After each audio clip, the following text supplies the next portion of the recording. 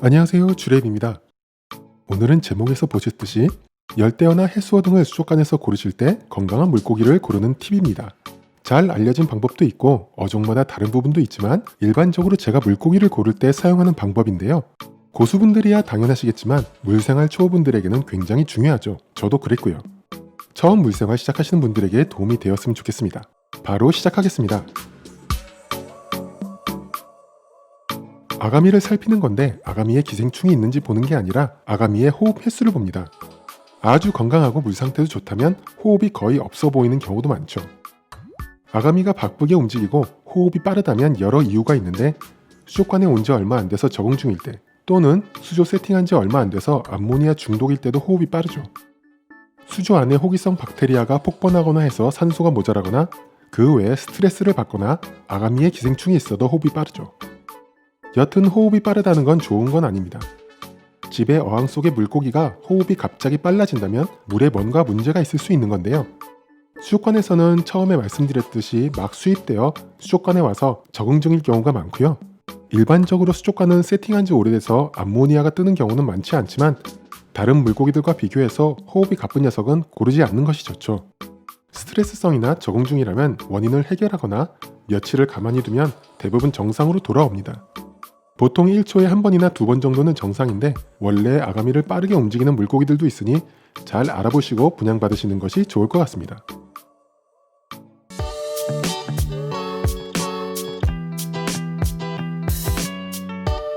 열대어처럼 대부분 양식해서 수입한 물고기들은 거의 그럴 일이 없지만 해수어들은 니모나 몇 종류 빼고는 거의 자연 채집이다 보니 운송 중에 스트레스를 많이 받고 수족관에 들어와서도 적응하는 데 시간이 많이 걸리죠.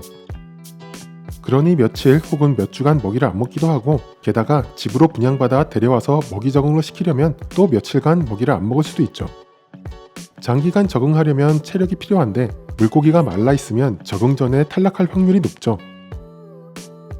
사람이나 물고기나 밥을 많이 먹으면 배가 나오는데 밥 많이 먹고 배 나오는 건 일시적이라 비만이 아니라면 좀 있으면 배가 꺼지죠. 물고기도 마찬가지로 배만 불러있다고 건강한 건 아니고 등 부분에 살이 많은지 보셔야 됩니다. 체형에 따라 구별하기 어려운 경우도 많고 부피나 윗부분이 납작한 물고기들은 별로 티가 안 나기도 하는데 옆으로 납작한 물고기들은 등 부분이나 머리 가까운 부분이 말라 있으면 체력이 아주 고갈된 상태라고 보시면 됩니다.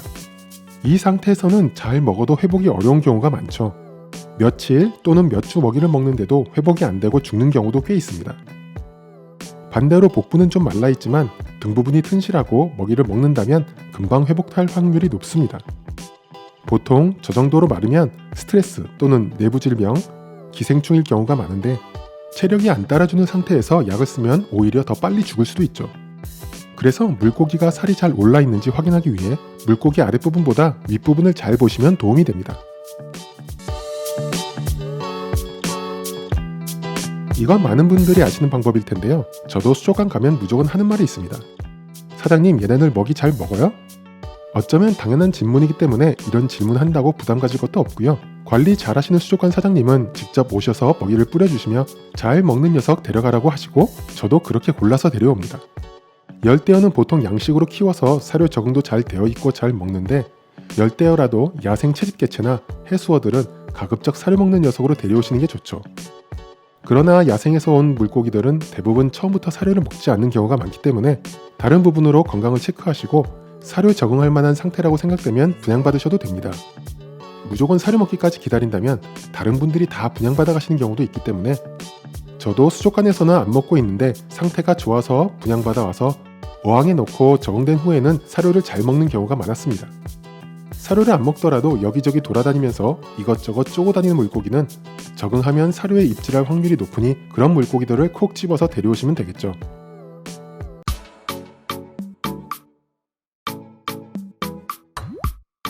물고기들마다 습성이 달라서 이게 정답이라고 하긴 어렵지만 때로 몰려다니는 물고기도 있고 자기 영역 정해서 구역별로 사는 물고기도 있죠. 때로 몰려다니는 물고기라면 같이 잘 몰려다니는 물고기 중 한 마리 고르시면 되고요. 영역을 정하는 물고기라면 그 중에서 싸움을 제일 잘해서 가장 넓은 지역 또는 가장 좋은 지역을 차지하는 물고기를 데려오시는 게 좋습니다. 가장 건강하고 먹이도 잘 먹을 확률이 높죠.